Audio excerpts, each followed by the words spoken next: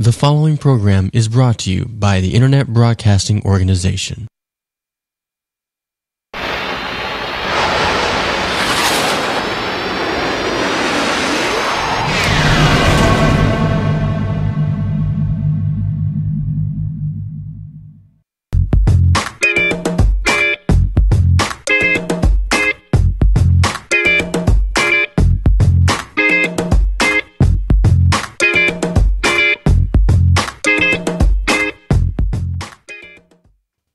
Good evening, folks. It is Thursday, April 24th, I think, 3rd, 4th, somewhere in that range. 24th, thank you. Didn't plan on doing a show tonight because we had a little bit of a rescue emergency, so we ran last second, jumped in the shower, and here we are. So, going to be maybe a little bit scattered tonight. It's been a very hectic, crazy day.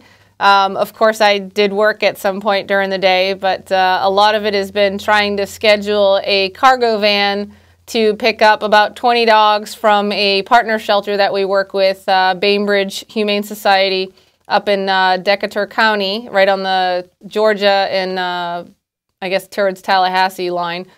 We are planning on grabbing as many as we can out of there. We've asked for local rescues to help out as well, some of the others that we work with that have pulled from that shelter before. And one of our volunteers and his daughter has offered to drive up in a cargo van and get up there and pick up as many as we can fit and bring them back down to safety. They unfortunately had a confiscation case last night, which caused kennels and crates and everything to be used at the shelter, so they're out of space. And this is a shelter where their manager, Beth, holds dogs for years if she has to. I mean, she's just absolutely amazing, and we love her. So we are trying to do everything we can to help out and get as many as we can out of there. Coincidentally, if you'd love to foster some dogs, please let us know. You can always reach us at Foster4, and it's number 4, FAR. So FOSTER, the number 4, FARR at yahoo.com. We definitely need volunteers. We definitely need fosters right now as we are trying to help out as much as we can. That was one of the emergencies today. And then the second emergency ended up being a very local emergency. There is apparently a property out in the Riverview area, is my understanding, with about 30 very large white dogs that the owners are saying are called Akbash dogs. It's AKBASH if you want to look it up. It's not a common breed. It is very similar to our Great Pyrenees mountain dogs that we love so much and take in quite often. Some of them will be shorter haired like a white lab, and some of them will be longer haired like the Pyrenees or big polar bear that we had in here in the beginning, that our studio folks loved so much. We surprised them there. So all of these dogs are apparently kind of in a hoarding situation on the property. Again, not something planned. It apparently got out of control, and there's litters, and there's adults, and there's older siblings. There's pretty much everything there, stemming from a neighbor situation that we can't really discuss yet. But my understanding is that the Hillsborough County Animal Control is grabbing them in groups. They're actually tranquilizing them and putting them in the van and then just bring them into the shelter. So what we would like to do is get together local rescue groups as much as we can and get the contact information for the owner, and she is very cooperative, to go out there ourselves and grab as many as we can and get them to safety. Now, some of these dogs have never been socialized, and that's an issue with them, and that's why they were being tranquilized to be brought in, because the animal services officers weren't sure who was friendly and who wasn't, so they were tranquilizing them, bringing in, but unfortunately, they're just euthanizing them. The dogs that have been there are not being allowed to be up for adoption because they're not sure of their personalities. Well, we had people go down there and evaluate them, and we had a couple that were perfectly friendly, but they're available to rescue only. So we were told that if we did not get there by 7 o'clock tonight, they would be euthanized. So we got in a mad rush, and one of our volunteers, the same volunteer, Troy Wright, you rock, went down there tonight for us to grab them and bring them to safety into foster care. There were 2 others down there, is my understanding, that would not come to the front of the kennel. They wouldn't have anybody come in there. They were petrified and growling. So unfortunately, there's the piece of the unsocialized part, and they will be euthanized tonight. Hillsborough County is, it's interesting. You think of some of the shelters that we pull from in the northern parts of Florida, and even the southern parts. Miami is just outrageous. But some of the Alabama folks and stuff, and they have such a hard time. And down here, we're like, well, you know, we have such great adoption rates, and it's more suburban than it is rural. So people maybe here are a little bit more educated, and some are spay-neutering or whatever it may be. But unfortunately, it's still a huge problem. And we had a lot of new management down at our Hillsborough County shelter.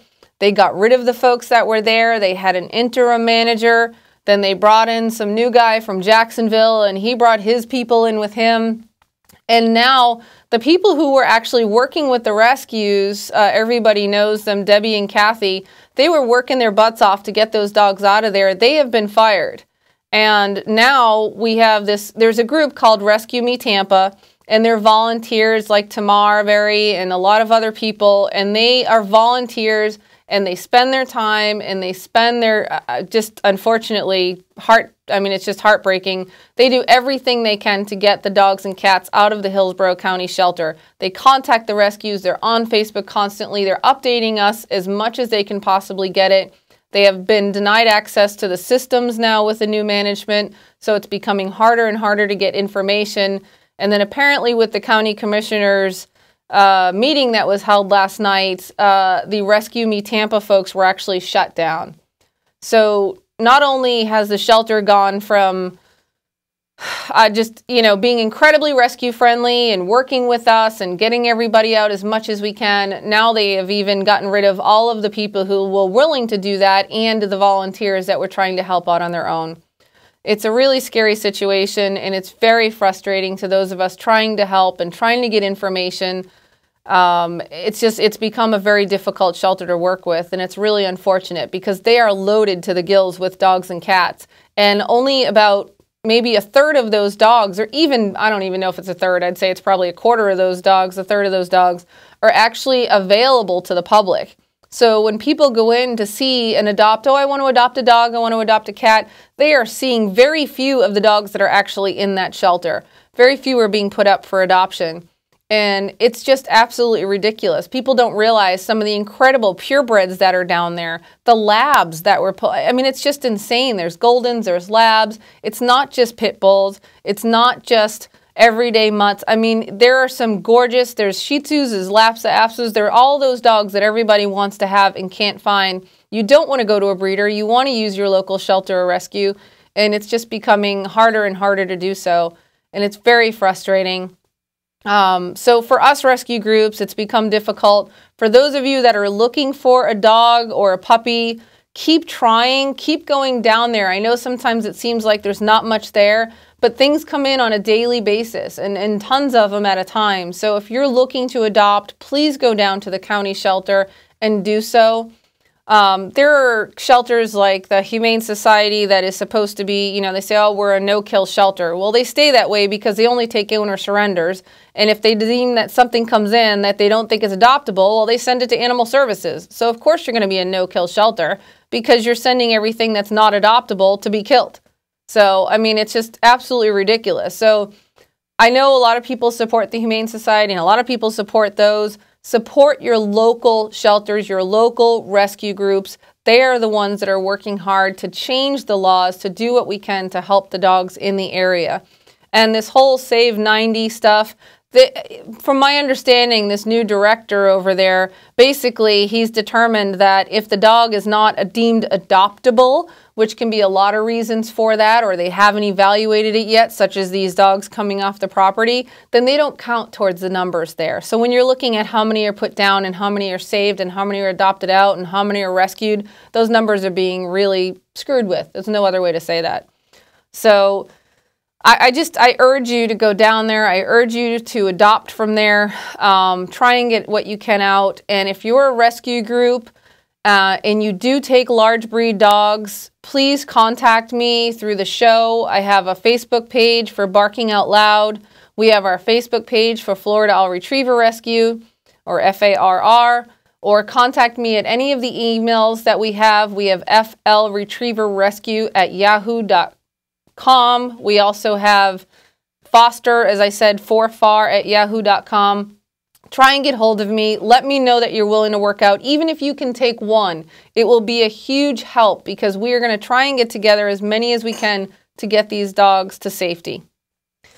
So that is my public service announcement for the night. What I would like to talk about, which also is related, is for those of you who are thinking about adopting a dog, what we'd like to do tonight is talk about, even if you're going to a breeder, and I have nothing against breeders if you're a real breeder, if you actually stand by your dogs, you're not breeding one after the other, your dogs are certified, you're not mixing breeds. I don't want to see a designer dog. I want to see all sorts of cockapoos and labradoodles and all that craziness. If you're a true breeder and you're sticking to your breed, you know your breed, you're certified, your dogs are certified, then I have no problem with that. Do not go to a puppy store. I mean, those dogs are coming from puppy mills. It's absolutely ridiculous. And a lot of the times you're going to get something that as they grow up, they have a lot of health problems because they're just being bred one after the other. It's like the backyard breeders around here too. So what I want to make sure is you need to ask yourself some questions if you're getting ready to adopt a dog or buy a dog or whatever it may be. You want one to join your family. Number one is, have you selected the dog that you're interested in based on its looks, or have you actually researched the breed? So a lot of breeds, people say, oh, you know, again, that cockapoo or the labradoodle or the golden doodle, whatever it may be. Well, okay, so here, let me take a labradoodle, for instance. Everybody wants a labradoodle. Why? Because it's supposed to be the best of both worlds, because poodles are hypoallergenic dogs. In general, they've got hair, not fur.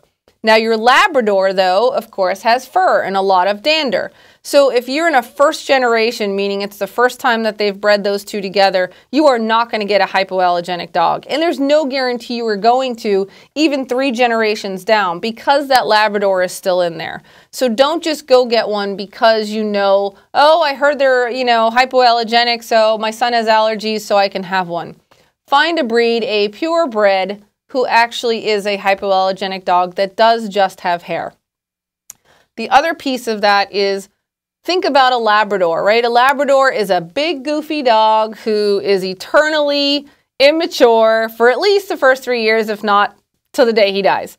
So he's bouncy, he's chewy, he's destructive, but he's happy and he's sweet and he's wonderful and he wants to please you. Great, that's a Labrador. Now you take a standard poodle, which is what they're generally bred against. If you're looking at smaller ones, again, now you're just really mixing with the breeds. But standard poodles are very intelligent.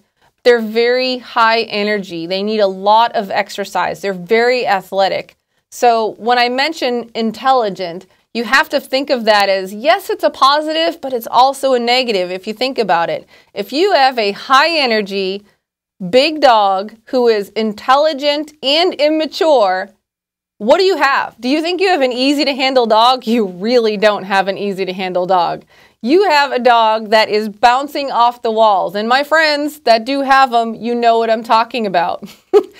It's not an easy breed to handle, or mixed breed or designer breed, whatever you want to call it. It's difficult. So think about the breed, do your research. If you're getting one of those designer dogs, research both breeds and use logical sense.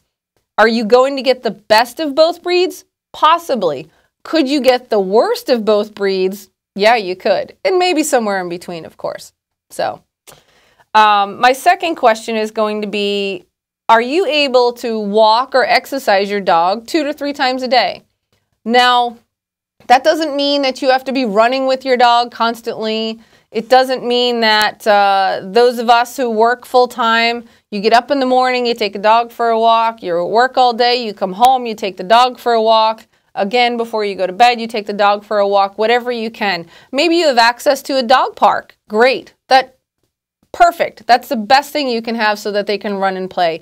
If you do not have the ability to exercise a dog multiple times a day, you are going to end up with an unhappy dog who's going to get destructive in the house and going to act out. And when you wonder why they're having some behavioral problems, it's because they're bored to death and they have pent-up energy that they're not getting rid of.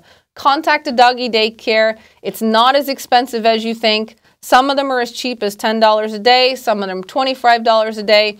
Do your research, shop around.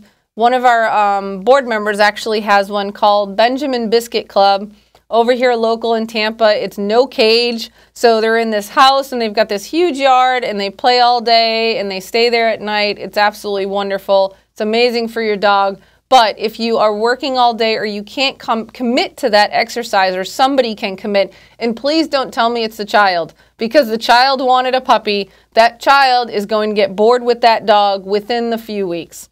So if you're counting on your child or your teenager is going to be the one to do so, that's not reality. Be prepared for doing it yourself. Third question is, do you know, or do you have... can you maybe go home during lunch? That's another question. How far away do you work? I think of that now where I'm looking for a house to rent and I'm trying to decide, do I move to the one that's an hour away from my office, or do I move to one that's maybe not everything I want, but it's only 10 minutes from my office? Well, that's a big decision for me because that means my dogs will be home 11 hours a day. So I'm going to have to find a dog walker in the neighborhood or think about doggy daycare a couple times a week. Now, if I have that one that's 10 minutes away, then I could go home at lunch and let them out, and that would be optimal. If you have to travel for work or you have family that's away, all my family is in Boston. I'm down here alone with my little guy, so if I like to go home a lot to visit my family, so I have to make sure I have someone staying at my house to watch my dogs because I have multiple dogs. It gets a little expensive to board them, and they've never been boarded, so I don't know how they'd feel about that. You have to think those through, though. If you travel, if you're young, you like to go places, vacations, cruises, whatever it may be, or you travel for work, you need to make sure that you've thought of that. And actually, there's a huge bonus there for us rescues. If you do travel a lot and you really want a dog, foster.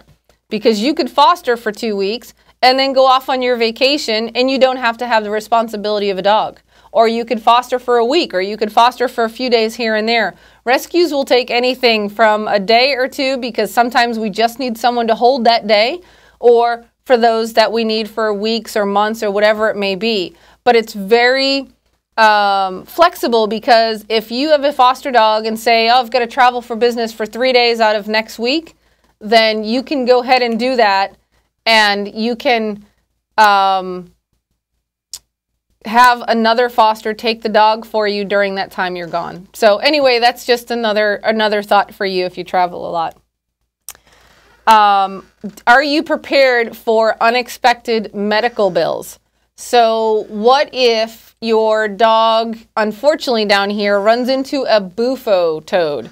Bufo toads are basically just good-sized toads that can be in your yard, and the dog is curious and they go over and sniff it, especially if it's one of our labs. You know they're curious. They're going to bark at it. They're going to paw at it. They're going to be silly, and they're going to want to try and play with it. Whatever it may be, that bufo toad excretes a toxic substance out of its skin, and it's a protection for them. But if your dog even touches that, swallows it, gets hold of it, it is highly toxic. It's poisonous to your dog, and they can die. You are talking an emergency ER bill. Are you prepared for that? Do you have the ability to suddenly have a $1,200 bill, a $3,000 bill? It does happen. Unfortunately, it happens too often. They eat a stick, it gets caught in their throat. They get hold of a chicken bone. Somebody fed them chocolate and they didn't know it, or onions, or something else that's toxic to them. It does happen. And some breeds are very susceptible to certain things like bloat, intestines, twisted intestines, things like that. It's not something you can even control, but it happens. So it's just something to think about. Dogs can be very expensive. hopefully, knock on something, wood around here, there isn't anything. You don't have to deal with that, but it is something you have to think about, that you have to have a little bit of savings put aside just in case. Speaking of things that are toxic, you need to make sure everyone in the household is educated on what is toxic to your dog. So I know a lot of people who, unfortunately, their dogs don't really eat dog food much. They eat whatever has been left over from people food. And that can be really dangerous to the dog. Now, if you're a vegetarian and you want your dog to be a vegetarian, it is possible. You can actually do that. A dog can survive on it. A cat, however, cannot. A cat cannot be on a vegetarian diet. They have to have protein. They have to have meat. A dog can actually go through with that, but you have to do your research. You have to be really careful in making sure they are getting everything they need in their diet. People food tends to have a lot more salt, a lot more sugar, a lot more fat than dog food would have. So when you think about giving that dog your leftover chicken soup, which you probably made with onion base, by the way, which is toxic, think again to do so. When you think about something else you made and it has a sauce to it, oh, they're going to love that cheesy sauce. Again, there's a lot of fat, there's a lot of salt in that. Be careful. Salt can be very dangerous to your dog. Down here, salt water can be toxic if they drink too much of it. So if there's too much salt in their system, their kidneys are going to shut down. You're going to have those emergency medical bills. So please feed your dog dog food. I understand some people want to do raw diets, and that's fine. Again, if you want to do plain cooked meat, that's perfectly fine too. Some beef, some chicken, whatever it may be. But nothing that you are putting different spices on and seasonings and everything else, because that can be dangerous for the dog. So just make sure everybody in the household knows that. And visiting members. If you have in-laws or somebody staying with you, the biggest thing that we hear is, oh, my mother-in-law's staying with me and she fed the dog this. Be careful. Make sure everybody is educated before they are feeding your dog. So speaking of maybe a Labradoodle or a Golden Doodle or just a lab in itself or a Golden, they're notorious for it. They're chewy. They like to chew on things. Even if you buy them 10 bones and a bunch of chew toys and squeak, squeak, squeak, which by the way, they will pull those out within 5 minutes. They will be gutted completely and those will be all over your house. Sometimes you will run into a dog who is a furniture chewer. I personally have a Golden Retriever, Yogi in this picture. I love him to death. But unfortunately, he likes to eat cushions. So I have I'm on couch number 5 in the last 3 years. And unfortunately, even as a 3-year-old, I still have to crate him. I've tried. I let him out. Nope, didn't work. He still ate my new couch. So dogs can be chewy. Be careful with that. Again, be prepared for it if it happens. And remember, they're not doing it to be bad. They're not doing it to be mean. They're not doing it to get back at you. Maybe they're bored. Maybe, again, they're not getting enough exercise, whatever it may be. Again, I can't blame mine. I'm gone a lot during the day. I just try and make up for it whenever I can on the weekends and nights. So be prepared to lose a little bit of furniture possibly. And that can happen with little dogs as well. It's not just the big guys, but it is very common with them. So if you had to move suddenly, like myself, I'm looking for an apartment. Well, I have 3 permanent dogs, plus a couple of fosters right now, but I have 3 permanent dogs. My lab, Scooby, my yellow boy, is 110 pounds. My golden, Yogi, is 90 pounds and growing.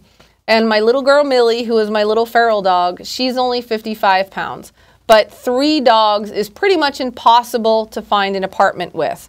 2 dogs, apparently, I've been told is okay, but 3 dogs is just pretty much impossible.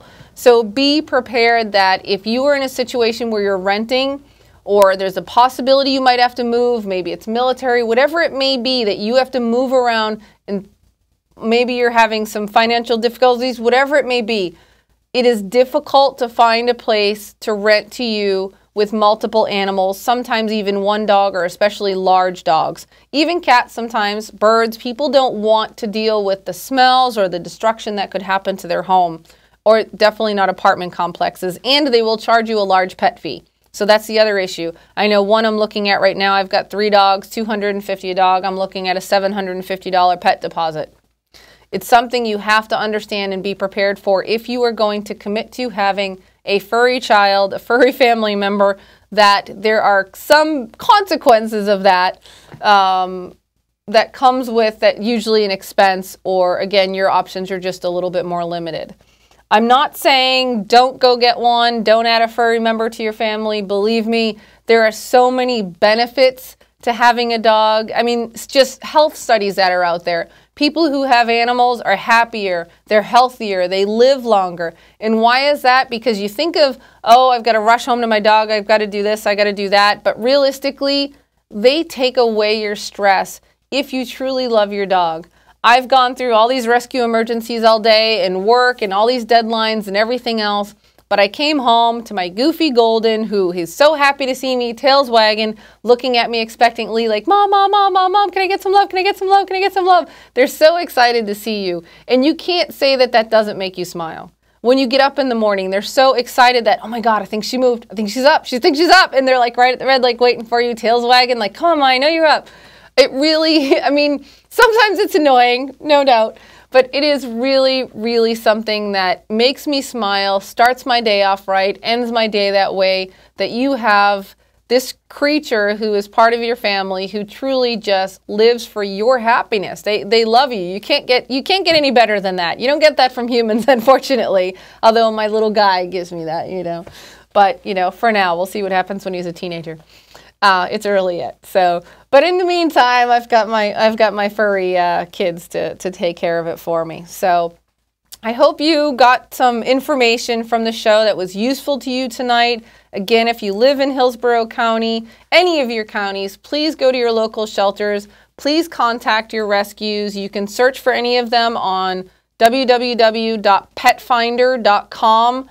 That you can just put in your zip code, search to say, I'm looking for a dog, or I'm looking for a lab, or I'm looking for a border collie, or a Himalayan cat, or a bird, whatever it may be.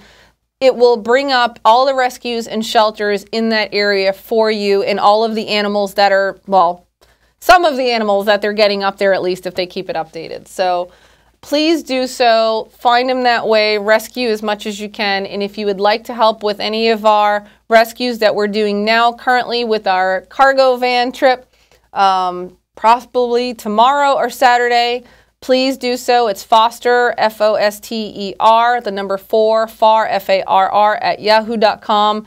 It looks like right now we're looking for a cargo van. U-Haul seems to be the cheapest, but it's still going to cost us over $400 to do this trip. So if you'd at any point in time like to make a donation, we definitely would welcome that. We use PayPal, www.paypal.com, and donation, our account is actually farfostermom at yahoo.com. All of this information can be found on our Facebook pages. We also are on Pet Finder, of course, and Adopt a Pet, but it is on your screen right now. It shows you the Facebook page. It also talks about how to adopt from us, how to foster for us, or volunteer in any way. We need transporters, these people that are going to the shelters and the vets and everything for us. So please do so. Have a great week. God bless, and enjoy your furry family members because they love you.